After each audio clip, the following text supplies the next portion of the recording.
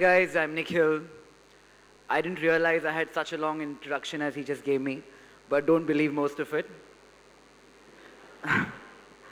Well, everybody else who's here is much older than you guys. I think you might relate a little more to me. I might not be as well spoken as my predecessor or anyone else over here. Uh, a lot of the people on the dais who spoke before me today, I know some of them personally and I look up to them a lot, especially Shrikant sitting there, who I've known for the better part of the last decade, and he has helped us in terms of everything we've done as a company.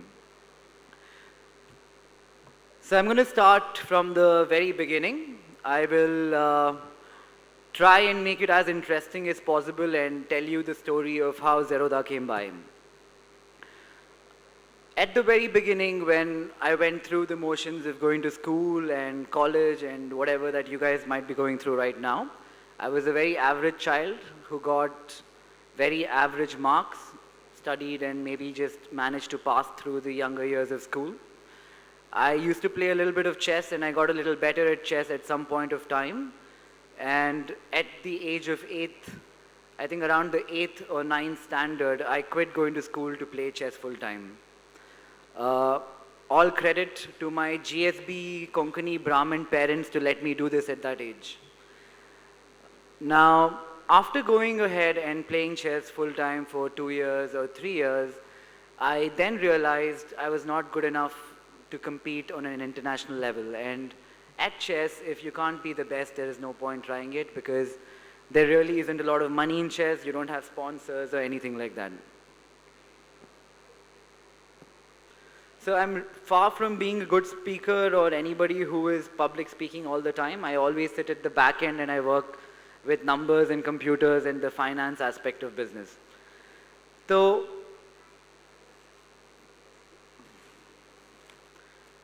as I was growing up, I had similar aspirations of maybe becoming a doctor or a pilot or astronaut or whatever it might be which an average 14, 15-year-old boy has.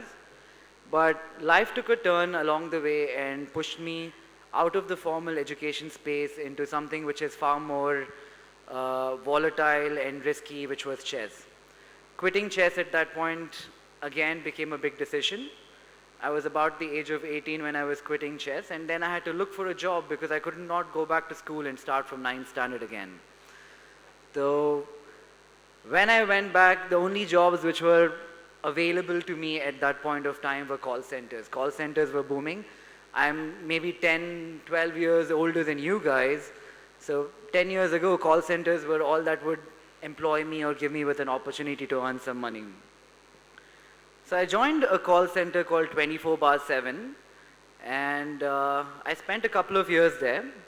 My initial trading capital came from this call center and the salary I had from here. I had to save the money when I used to work in the call center, and I would implement the same thing into the stock markets.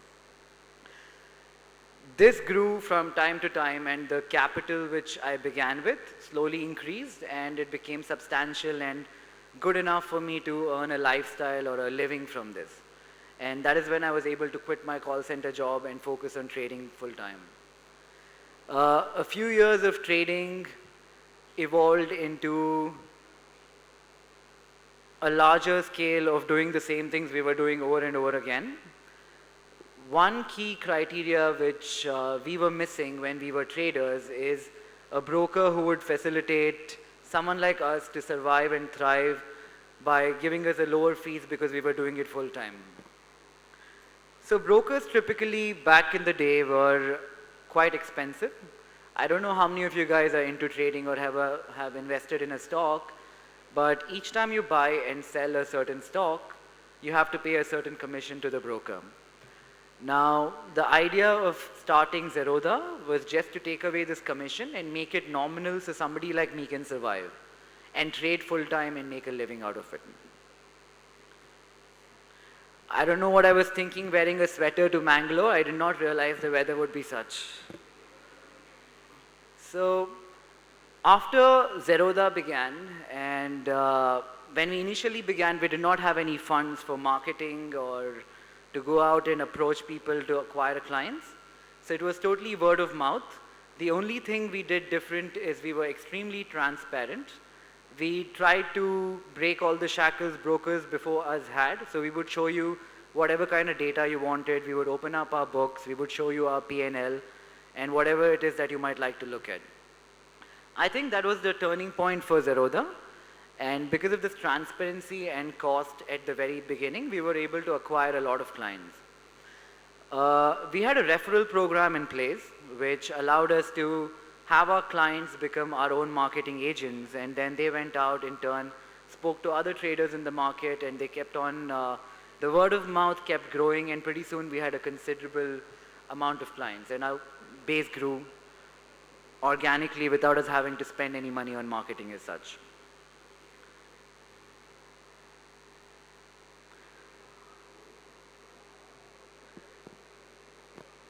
What we're trying to also do now is in the education space, trying to educate people on the nuances of the stock market.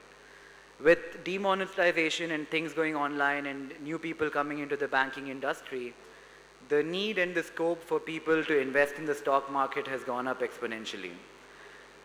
So we've started a program called Varsity, which is free, which is open for all. Anybody can log into it, learn about the stock market in case you're looking to be a trader, or even in case you want to invest your savings somewhere or save tax or buy a mutual fund for that matter. The idea behind Varsity again was to move away from the myths which used to exist in the stock market about a certain kind of analysis or how you should buy a stock, or to take you away from money managers who would traditionally not give you as transparent a service as you would require. So Varsity allows you to be in a position to dwell into the money manager, see what he's talking about, make a more informed decision by virtue of being on Varsity. I think the one constant thing, if I have to tell you, throughout this process of Zerodha and whatever little success we have had in our life, has been change. I think the world we live in today, you have to be open to change. And the sooner you accept change and not fight it is a direct relation of how successful you're in life. I think what is happening right now in our industry or in any other for that matter is transforming so quickly that anybody who sticks to an idea for too long and does not evolve or fails to evolve will not go along too far. Zerodha along the years has grown. Now we have more people. We have over 1,000 employees. We have a lot of turnover. We don't make a lot of money though because we are very cheap, but we do have a lot of people working with us and a lot of clients, and our client base is increasing. So to summarize, I would say adopt change, don't hold on to an idea, and once you finish college or once you're at this point where you have to decide about what you have to do in life next, don't stick to the conventional norms of what everybody did before you. I think most of you are from engineering, but go out, take the plunge, give a shot to whatever opportunities you might have, and finally find something you really love. That's it. I'll take questions from you guys.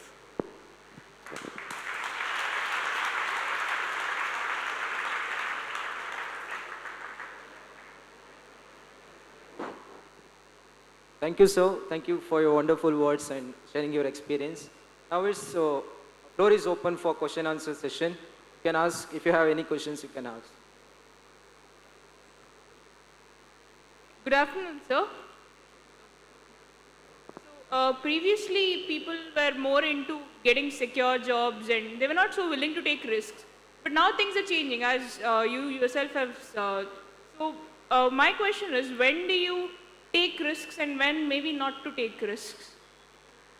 I think at your age, when you're just graduating and finishing college, this, if any time in your life, is the best time to take risk because you can always go back to doing other things. So for you, now would be the best time to take a risk. Next question.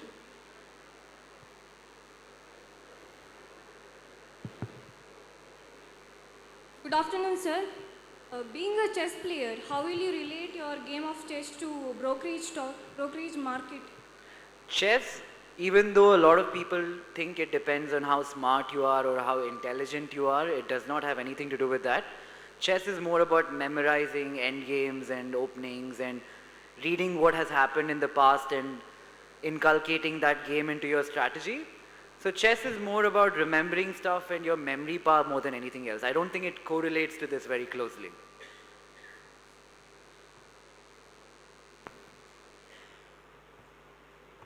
For next question. Hello. So this side left. Hello. Okay, hi. Sir, I have a question for you. I want to know, sir, what was the determining factor for your journey wherein you decided to get into this field and have an competition with the big players who are already there? Because I want to know that determining factor. How did you decide, okay, there are already some emerging players in the market, but I will go and compete with them?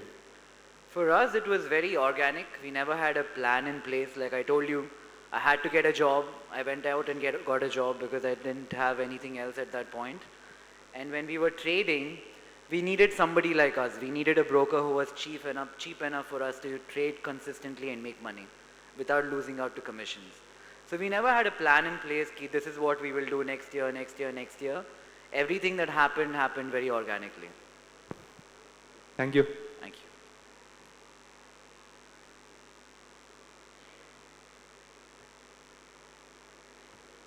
Bring us to the end of the question answer session. Thank you, sir. Thank you. Now I request Karthik Nayak to present memento as a token of our gratitude.